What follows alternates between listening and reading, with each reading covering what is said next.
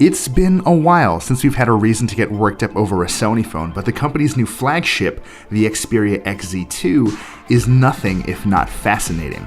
It's one of the first phones we've tested that uses the Snapdragon 845 chipset, and it is definitely very fast. Beyond that though, Sony put a lot of work into making this new flagship phone a powerhouse for media consumption and creation. The question is anyone going to want one of these things? Let's start with its look.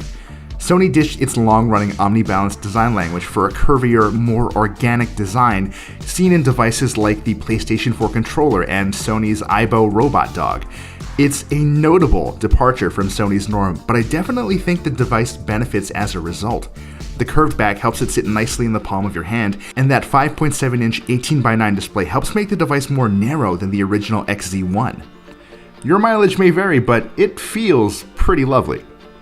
Meanwhile, the rear-mounted fingerprint sensors sit low on the phone's back for what felt like effortless access, and the camera above the fingerprint sensor is aligned in the center, so you're less likely to obscure it accidentally while taking photos.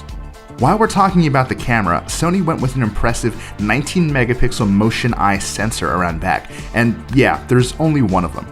The camera app was far from finished on the XZ2s we played with before the show, but the results were still impressive, lots of bright colors and sharp detail, even on a mostly drab New York day. More importantly, you'll now be able to shoot 960 frames per second super slow motion video at full HD. Oh, and since this uses a Snapdragon 845 chipset, you can use the XZ2 to shoot 4K HDR video as well. Around the front, you'll find what seems like a modest 5-megapixel camera above the display, but appearances can be deceiving. As it turns out, you can use it for a lot more than just selfies. Last year's XZ1 came with a 3D creator mode that, oddly enough, let you scan objects with the phone's main camera to build 3D models for sharing or sending to 3D printing services. This time around, you can create similar scans with the front-facing camera, and while it isn't exactly the most straightforward feature to use, the results can be quite impressive if you really take your time and do it right. All those photos and 3D models and HDR videos looked punchy and vibrant on the XZ2 screen, but there's one fascinating new trick we haven't really gotten to try out yet. Thanks to Sony's X-Reality engine, the XZ2 will upconvert standard SDR videos into HDR videos on the fly. That's a trick that's been a part of televisions for a few years now already, but it's completely novel for a smartphone, and we're really looking forward to taking it for a spin.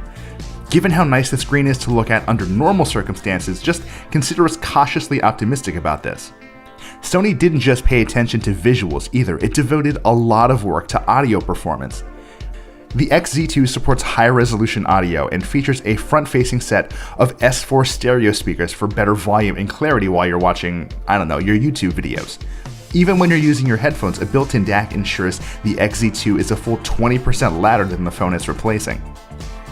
Maybe the wildest thing at play here deals with audio too. Sony went with a significantly larger haptic actuator and built a sort of video gamey rumble feature out of it. The idea is that an algorithm processes the audio data of whatever's playing and vibrates the phone when appropriate. It definitely makes more sense in some situations than others though. Playing Angry Birds was sort of trippy because I felt a haptic jolt as I released a bird and watched it crash into a tower of pigs. Feeling the phone rumble while playing music though felt more strange than valuable. And as usual, Sony built a little brother for the XZ2, the XZ2 Compact. And I'll just be honest with you right now, I sort of love this thing.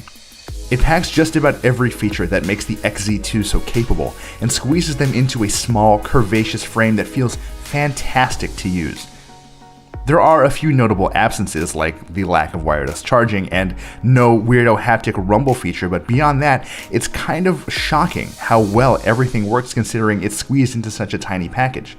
Obviously, that small screen is not going to be perfect for everybody, but for anyone who's looking for a less odious smartphone to just carry around in their pockets or in their bags on a daily basis, this has potential.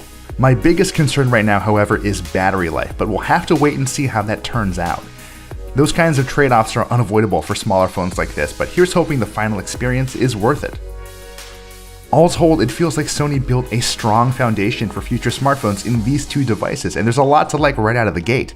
We only spent a little time with them though, and I need to stress that, so stay tuned for a full review and more nuanced insights as MWC 2018 continues.